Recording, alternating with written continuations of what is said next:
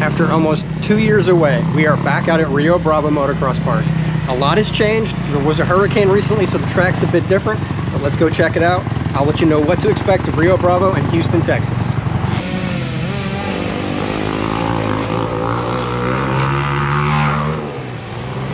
One thing I really like about Rio Bravo is the spectator areas. You've got this big and two-stroke. You've got this big covered patio overlooking the track and also overlooking the pool. When it's a nice hot day like today, you can cool down after you ride in the pool. If you've never been to my channel before, welcome. My name is Alex. I like to travel around the country and go to different motocross facilities and let people know what to expect when they get there. Because not every website has all the information about the tracks, like how many tracks they have.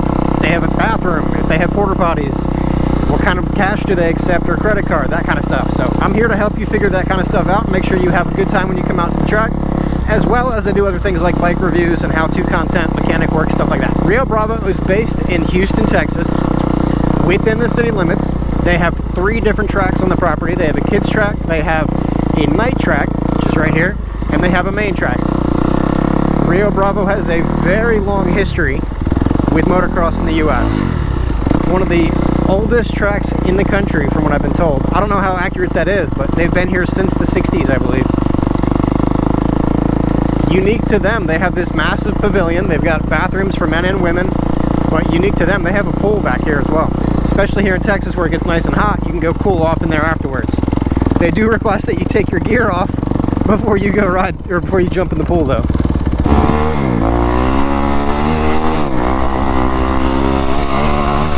So I like to do my sight laps, let you guys know what the track looks like and what my first impressions are. Now this is not my first time here. I've been to Rio many times over the years. I have actually 2 separate videos on the property. Oh, they cut this part of the track out. It used to go to the right, now it goes left.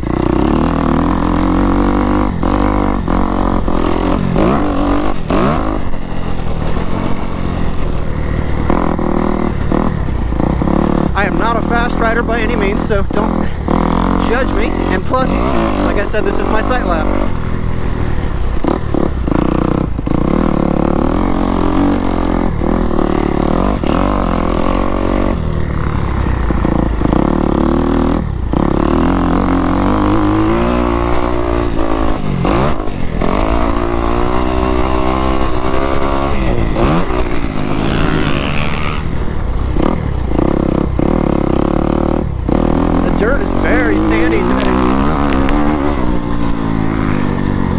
I know that they groomed on Friday. It looks like they did a little bit of grooming after riding yesterday, but not a ton.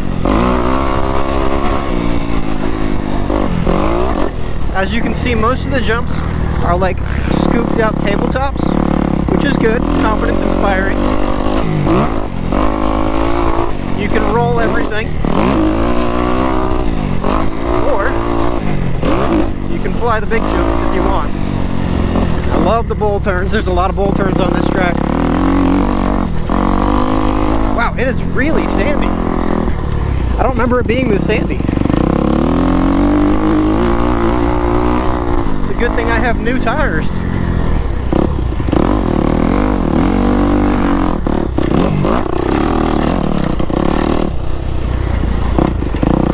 Alright, so that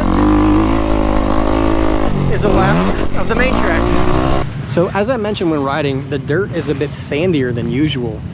They are about to water the track. We talked to the track management guys and they're gonna throw some water down for us soon, but right now it's getting kind of dry. It's not bad. It's really not bad. I'm surprised after the hurricane it's not soggy. Like you can see the outside line looks a little bit shinier. That's hard packed, and then it's loose on the inside. So you really gotta pick your line. But it is very rideable. Good boy, good boy. Oh. Couple things about logistics of Rio Bravo. It is $40 to ride a big bike and $20 to ride on just the kids track. So I love seeing that price differential. If you bring a kid out and they're on a 50 and they're riding on the Pee Wee track, it's only the 20 bucks. I love that. My son comes out here on an Orion. They're very Stasic friendly. They're balance bike friendly. I've actually seen them monitoring the kids track to say if there's big bikes out there, they'll go and kick them off and say this is kids only. I love that. It's a safe environment. And because of that, this is one of my son's favorite kids tracks to come to. I mentioned the long history with racing in the US. They do race here occasionally, but they haven't been recently. They have concrete starting grid, fairly long and wide start straight, and then a right-hand turn into the track. It's a pretty cool layout, makes for some good racing. And one of the coolest things is you've got trees everywhere for shade. If you get here early enough, you can park under the patio. That's also a bathroom right there with men's and women's rooms. As for paying, cash is preferred, but they can take a credit card and PayPal with a fee.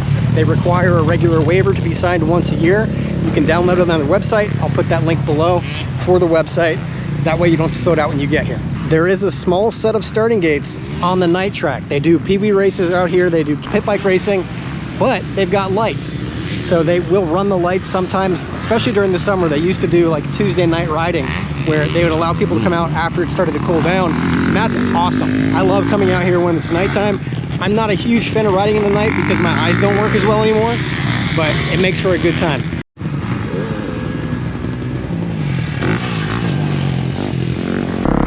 So the night track is beginner friendly, but it's also a decent track for people who are looking to have some fun. At least it used to be. It's very hard packed. You've got this cool over-under right here that has a step up above it.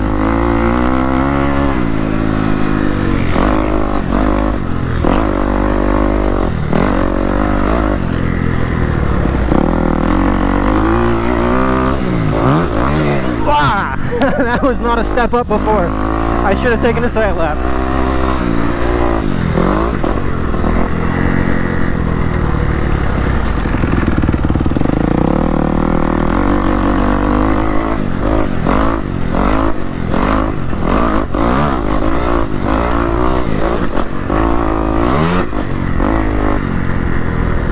There is a whoop section, as you just saw. A little inconsistent whoops, but it's okay.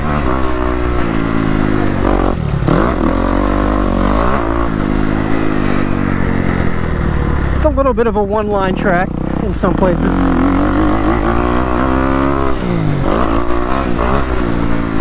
Are people clearing that? I can't clear that.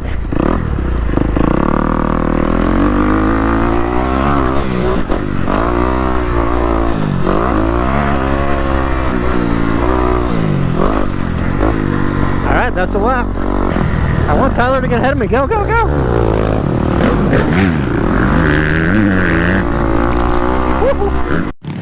There is ample parking out here, and they actually have on this power tower right here a bunch of hookups for RVs. You can park wherever you'd like.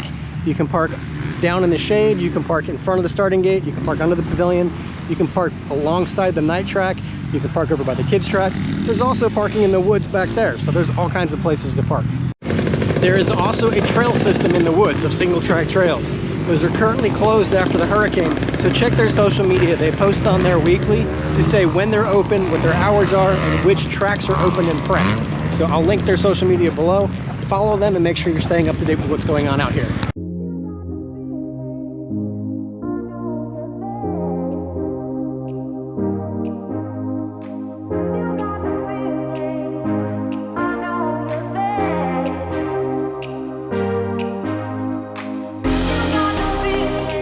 I drove about 35 minutes to get to Rio Bravo. Absolutely worth that amount of time. Absolutely worth the $40 to ride. I love the fact that they're charging me $20 for my son to ride the kids track. Totally worth that cost. Now, as far as what I like to do is give a ranking as to how far you should drive. I would say that Rio Bravo is probably about a 2-hour track. I think that when they groom the track and they post about it, the track is well worth that 2-hour drive.